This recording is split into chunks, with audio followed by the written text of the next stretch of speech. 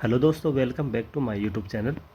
दोस्तों, अगर आप भी जो सीए फाइनल की एग्ज़ाम दे कर के आए हैं और आपके मन में भी ये डाउट चल रहा है कि क्या करें, अगर फर्स्ट ग्रुप जो मैंने दिया है वो पेपर ठीक नहीं गए हैं तो मुझे क्या करना चाहिए, नेक्स्ट स्टेप क्या रहेगा मेरा, क्या रिजल्ट तक मुझे वेट करना चाहिए। तो चलिए हम इसको विस्तार से समझते हैं कि क्या करना चाहिए अपने को।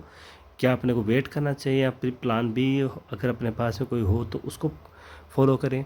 तो चलिए चलते हैं इन इमेजेस के बेसिस पे आपको मैं समझाता हूँ कि जैसे अगर हम सेफ फाइनल के पेपर दे कर आए हैं और मन में बस यही चल रहा है कि पेपर ठीक नहीं गए तो हमें क्या करना चाहिए, अब क्या होगा हमारा।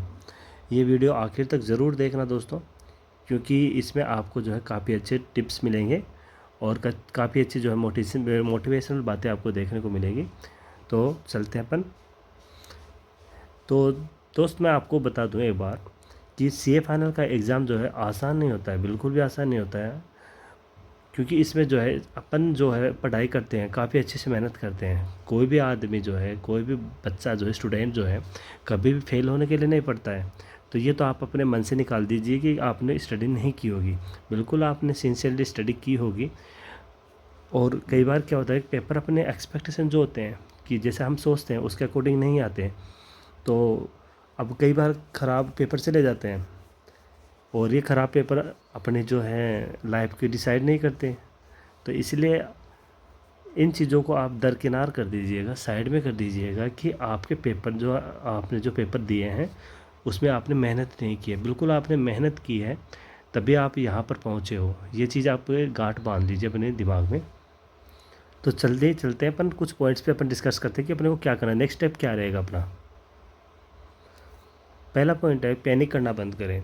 सबसे पहले पैनिक मत करिएगा, क्योंकि जब अपन एग्ज़ाम दे के आते हैं अपना दिमाग स्ट्रेस में रहता है, बिल्कुल स्ट्रेस में रहता है। ख़त्म हो जाता है एग्ज़ाम, उसके बाद में दिमाग बिल्कुल स्ट्रेस में रहता है।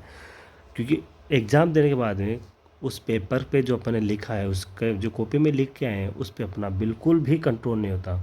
तो स्ट्रेस अपन लेंगे तो उससे कोई भी मतलब नहीं है, क्योंकि अपन ज़्यादातर ओवर थिंकिंग करते रहते हैं कि यार क्या करें, अपना पेपर तो बेकार गया है। एफआर का पेपर मेरा रह गया था, मैंने 20 नंबर के ही मतलब 20 नंबर तक के मैंने जो है अटेम्प्ट नहीं किए हैं।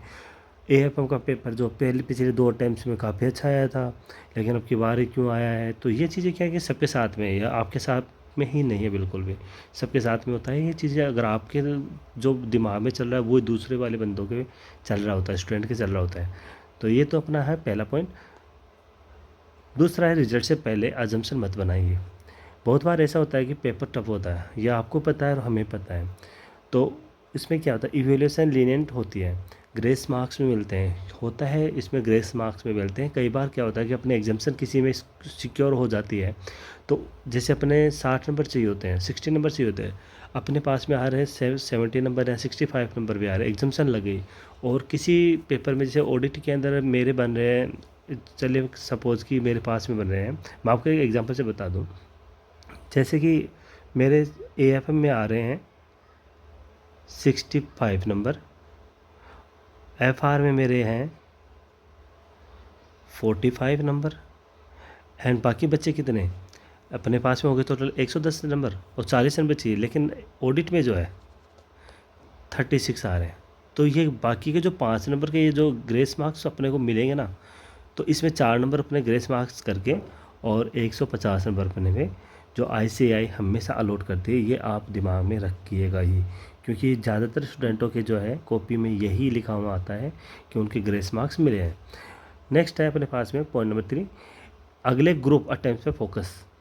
अगर आपको लगता है कि मेरा पेपर जो है फर्स्ट ग्रुप का काफ़ी अच्छा गया है, तो बाकी के और जो पेपर ग्रुप बच रहा अपना सेकंड ग्रुप जैसे बाकी है तो उस पर फोकस कर सकते हैं। या फिर अगर मैंने दोनों ग्रुप दिए हैं तो नई स्किल, जो स्किल बोले तो स्किल का मतलब क्या होता है, स्किल का मतलब होता है कि अपन जैसे जीएसटी की प्रैक्टिस करते हैं, कर सकते हैं, या फिर बाद में कहीं सीए के पास में जाकर अपन वर्किंग नॉलेज ले सकते हैं। क्योंकि ज़रूरी होता है कि एक सीए को जो है वर्किंग नॉलेज ज़रूरी होती है। अगर आप कहीं भी इंडस्ट्री में जाओगे तो आपको जो है धक्के मार के भगा दिया जाएगा अगर आपके पास में स्किल नहीं है। तो चाहे कितना से अच्छा अच्छे से अच्छा जो है स्टूडेंट जो टॉप रैंकर हो, टॉप रैंकर भी कई बार जो है डिस्क्वालीफाई हो जाते हैं जब वो एग्ज़ाम दे करके फिर बाद में जब डायरेक्ट प्लेसमेंट होकर के और इंडस्ट्री में जाते हैं तो वहाँ से उनको भी भगा दिया जाता है, क्योंकि वो उनकी इंडस्ट्री के अकॉर्डिंग ठीक नहीं बैठ पाते हैं, तो इसलिए। और खाली बैठ करके रिजल्ट का वेट करने से तो बहुत बढ़िया है कि आप जो है स्किल को ही इम्प्रूव करें। नेक्स्ट स्टेप अपने पास में कि बैकअप प्लान बनाइए। प्लान भी ज़रूर होना चाहिए अपने पास में। जैसे सीए स्टूडेंट के लिए ऑप्शन है कि आर्टिकलशिप कंप्लीट के बाद जॉब कर सकते हैं, industrial training exposure, Excel, GST, audit software सीखना। आप इनमें समझ पा रहे हो, मेरे को पता है। एक्सेल आपने किया हुआ है अगर आपने आर्टिकलशिप की है तो। जीएसटी की प्रैक्टिस आप कर सकते हैं। ऑडिट के सॉफ्टवेयर जो होते हैं उनको आप सीखते हैं। एआई के जो यूज़ करते हैं वो कैसे यूज़ कर सकते हैं वो आप सीख सकते हैं। टीचिंग में जा सकते हैं, कंटेंट बना सकते हैं, प्रैक्टिस कर सकते हैं, किसी भी चीज़ की तैयारी कर सकते हैं। वो अलग आप अपना स्किल सुधार सकते हैं। तो ये चौथा प्लान था अपने पास में। और फिर अब आगे आते हैं अपन सीनियर की स्टोरी सुनिए। जैसे कि अपने पास में कई जो सीनियर होते हैं जो काफ़ी अटैम्प्ट दे जाते हैं बेचारे, उनको 5-5, 6-6, 7-7, 10-10 अटैम्प्ट लग जाते हैं। ये नई बात नहीं है। आजकल जिस हिसाब से जो है तीन एग्ज़ाम साल में 3 एग्ज़ाम चल रहे हैं, तो अटैम्प्ट लगना नॉर्मल बात होगी। आप ये दिमाग में रखिएगा, क्योंकि आज जो सीए सक्सेसफुल है ना, उनसे मिलो आप पहले तो। उन्होंने फेलियर देखे होंगे बिल्कुल भी।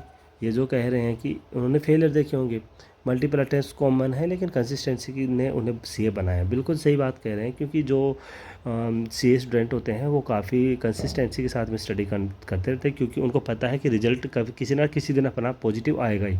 हालांकि जो है अपन माँ बाप के जो उम्मीद होते हैं उन पे कई बार सोचते हैं कि मैं फेल हो गया, माँ बाप की उम्मीदों पे जो है खरा नहीं उतर पाया। ये चीज़ गलत है। ओवर थिंकिंग बिल्कुल भी बंद कर दीजिए, क्योंकि कुछ चीज़ें अपने बस में नहीं होती हैं। जिस दिन आप पास हो जाओगे ना, तो सभी लोग जो है आपका जो है स्वागत करेंगे, और सब लोग जो है आपको जो है प्रोत्साहित करेंगे।